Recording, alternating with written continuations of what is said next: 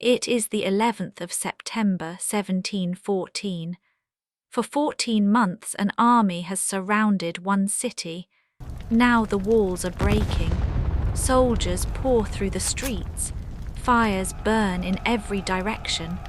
By the end of this day, the city will lose its own laws.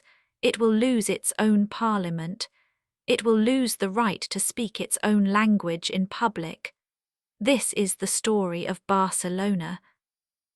How does a city fall completely and still refuse to die? And why does a nation celebrate the very day it lost everything? To answer that, you have to go back to the beginning. Long before Barcelona had a name, people already lived here. They were the Iberians. They built a small settlement on a hill near the sea. The location was perfect. There was fresh water. There was good land for farming. And there was a natural harbour safe from storms. Around 2,200 years ago, a powerful general from Carthage arrived on this coast. His name was Hamilcar Barca.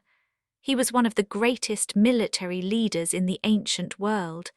His family name was Barca, which meant lightning in the old Carthaginian language. Some historians believe the city took its name from him. They call it Barcino, a word connected to his family name. Here is the strange part. Hamilcar Barca never lived to see Rome fall. He never lived to see his son Hannibal cross the Alps with elephants. Hamilcar died in battle far from this coast. A city may carry his name today, and he never even knew it. Then Rome arrived. Rome took control of the Iberian Peninsula in the 2nd century before Christ. Barcino became a Roman colony, but it was small, it was quiet, it was never the most important city in the region. That title belonged to another city nearby called Tarraco. Tarraco had bigger temples, it had a bigger port, it had more people. For centuries Barcino stood in its shadow. Still, Rome built what it always built. Stone walls circled the small town. A forum stood at its centre. The temples rose for Roman gods. Water flowed in through an aqueduct. Roman life settled in, calm and steady, for almost 500 years. Then slowly Rome began to fall apart. In the year 409, waves of new peoples crossed into Spain.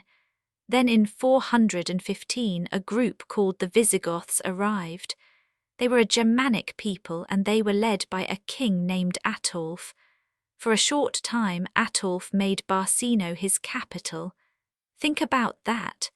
A barbarian king ruling from a small Roman town while the great Roman Empire was dying all around him. Ataulf did not rule for long. He was murdered by his own men within the year, but the Visigoths stayed. They took control of the whole peninsula, and Barcino kept living quietly under new masters. Then a new faith arrived. In the year 711, a huge change swept across Spain. Muslim armies crossed from North Africa. Within a few years, they controlled almost the entire peninsula. Barcelona fell to these armies in 717, but something interesting happened here. In most of Spain, Muslim rule lasted for centuries.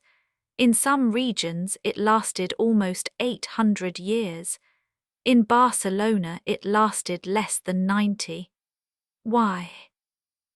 Because Barcelona sat close to the border of a new Christian power in the north, the Empire of the Franks. The Franks were led by a king named Charlemagne, one of the most powerful rulers in European history. Charlemagne wanted this region as a buffer zone, a wall of protection between his Christian empire and the Muslim south. In the year 801, his own son Louis led an army south and captured Barcelona. The Franks called this new frontier region the Spanish March. It was not yet a kingdom. It was not yet a nation. It was simply a border zone ruled by counts appointed by the king of the Franks. But inside that border zone something important was about to happen. Then one man made it a nation. In the year 878, a new count took control of Barcelona. His name was Wilfrid. History remembers him by a much stranger name, Wilfrid the Hairy. Wilfrid did something no count before him had done. When he died, he passed his title to his own son, not by the king's choice, by blood, by family. This was the true birth of an independent Catalonia. From this point forward, the Counts of Barcelona ruled almost like kings. They still answered to the king of the Franks, at least in name. But in practice, Barcelona ruled itself. There is a legend about Wilfrid that Catalan children still learn today. The story says that Wilfrid was wounded fighting for a French king. As Wilfrid lay bleeding, the king dipped 4 fingers into the wound. Then he dragged those 4 bloody fingers down a golden shield, 4 red stripes on gold. Historians are not sure this story is true, but the flag is real. It is called the Senyera, and it still flies over Catalonia today. That means one small legend, maybe not even true, gave birth to a flag that has flown for more than 1,100 years. Barcelona now had its own ruling family. It had its own flag. It had its own identity, separate from the kings of the Franks and separate from the rest of Spain. But a count with land is not the same as an empire with power. Barcelona needed something else. It needed the sea. Then Barcelona looked to the sea. In the year 1137, something big happened. The ruler of Barcelona married the queen of a neighboring kingdom called Aragon. This joined 2 powers into one. Now Barcelona was not just a city. It was part of a real kingdom with real armies and real ships. And Barcelona chose the sea. Over the next 200 years, Catalan ships sailed across the whole Mediterranean. They did not just trade, they conquered. Catalan soldiers took the island of Sicily. They took the island of Sardinia.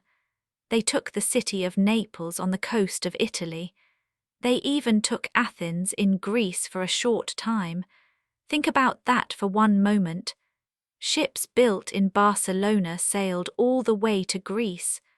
Soldiers born in Catalonia ruled cities that Alexander the Great once knew. A small port town, once hiding in Rome's shadow, now controlled an empire across the sea. Barcelona has been conquered again and again, but it always finds a way to rebuild. And in this moment, Barcelona was not being conquered. Barcelona was the one doing the conquering. Back home, the city grew powerful in a different way too. In the year 1359, Barcelona created a city council called the Consell de Cent, the Council of 100. 100 citizens helped govern the city. This was one of the earliest forms of city self-rule in all of Europe.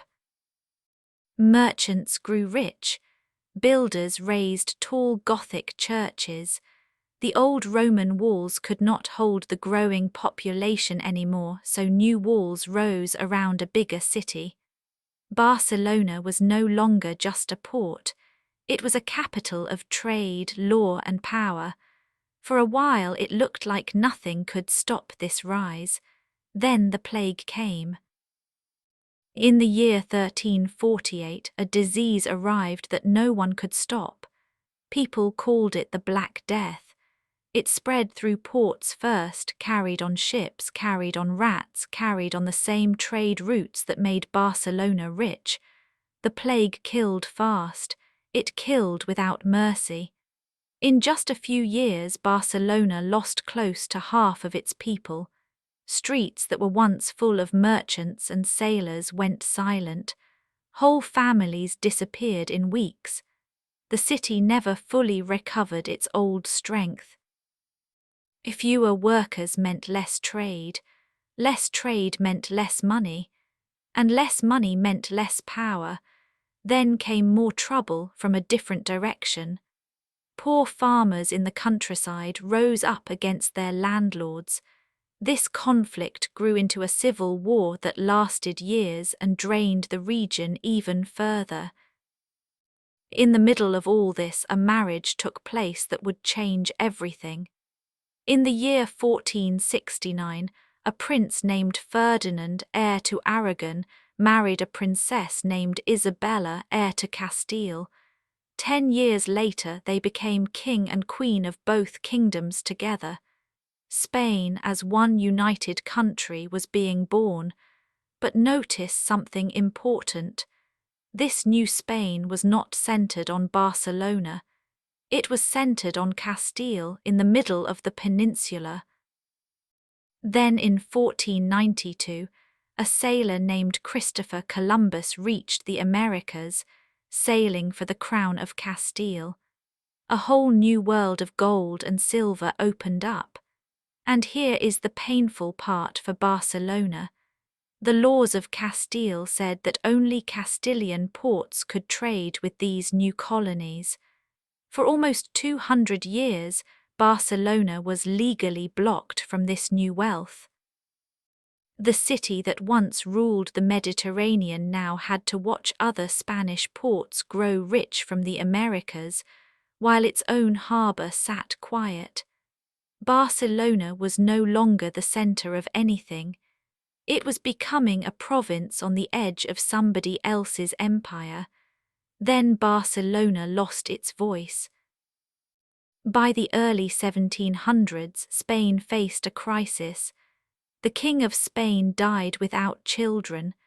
2 different royal families in Europe both claimed the Spanish throne. This started a huge conflict called the War of the Spanish Succession. Barcelona had to choose a side. And Barcelona chose wrong. The city supported a candidate named Archduke Charles, hoping he would protect Catalonia's old rights and laws. Instead, the other candidate, a French prince named Philip, won the war almost everywhere else in Spain. By the year 1714, Barcelona stood almost completely alone. Every other major city had already surrendered to Philip's forces. Only Barcelona kept fighting. The siege began. For 14 long months, an army surrounded the city. Food ran low. Soldiers grew tired. Citizens took up weapons themselves, standing beside professional soldiers on the walls. On September 11, 1714, the walls finally broke. Enemy soldiers poured into the streets. Barcelona surrendered. What came next hurt even more than the battle itself. The new king, Philip V, issued a decree called the Nueva Planta. This decree erased Catalonia's own laws. It erased Catalonia's own parliament. It shut down Catalonia's own universities. Public use of the Catalan language was pushed out of government and courts. In one single event, centuries of self-rule ended. But here is the twist that makes this story so powerful. Today, September 11th, is not a day of shame in Catalonia. It is the region's official national day. It is called La Diada. Barcelona has been conquered again and again, but it always finds a way to rebuild. This time the city rebuilt something that no army could burn down, a memory, a shared identity, a reason to stand together. For over 100 years after this defeat, Barcelona stayed quiet, controlled from far away, stripped of its old power. The city that once sent ships to Greece now had almost no political voice at all. But history was not finished with Barcelona. Then fire brought it back to life. The 1800s brought a new kind of power to Barcelona. Not swords, not ships, machines. Factories rose across the city. Cotton mills ran day and night. Barcelona became the largest center for textile production in all of Spain. Smoke filled the sky above the old streets. Workers poured in from the countryside looking for jobs in the new factories. With this new money came a new pride. Writers and poets started a movement called the Renaixença, which means rebirth in Catalan. They began writing in the Catalan language again, after more than 100 years of it being pushed aside. Old poems were printed. Old songs were sung again in public. The language that the Nueva Planta tried to silence was coming back to life. The city itself needed room to grow. For centuries, Barcelona had stayed locked inside its old medieval walls. In 1854, those walls finally came down. A new district was planned outside the old city. It was called the Eixample, which means the extension. This new district was different from anything before it. Wide, straight streets, blocks with cut corners for light and air. A plan built for the future, not the past. In 1888, Barcelona hosted a huge international event, the Universal Exposition. Visitors came from all over Europe. The city wanted to show the world that Barcelona was modern, rich, and alive again. And in this same period, one young architect began a project that would define the city forever. His name was Antoni Gaudí. In 1882, work started on a church called the Sagrada Familia. Gaudí spent decades on this building, tall towers twisting like tree trunks, walls covered in shapes from nature. It was unlike any church ever built before it. Here is a fact that still amazes people today. Construction started in 1882. It is now more than 140 years later. The Sagrada Familia is still not finished. A church that outlives its own architect. A project that spans centuries. Somehow that fits Barcelona perfectly. This is a city that never really finishes rebuilding itself. Then war returned. In 1936, Spain broke apart again. This time it was not kings fighting kings. It was Spaniards fighting Spaniards. A brutal civil war began between two sides, the Republicans who wanted to keep the democratic government and the nationalists led by a general named Francisco Franco. Barcelona became one of the last strongholds of the Republican side. The city was bombed again and again. Thousands of people died. Families were torn apart. Still, Barcelona held on longer than almost anywhere else. But in the end, Franco's forces won. Barcelona fell in January 1939.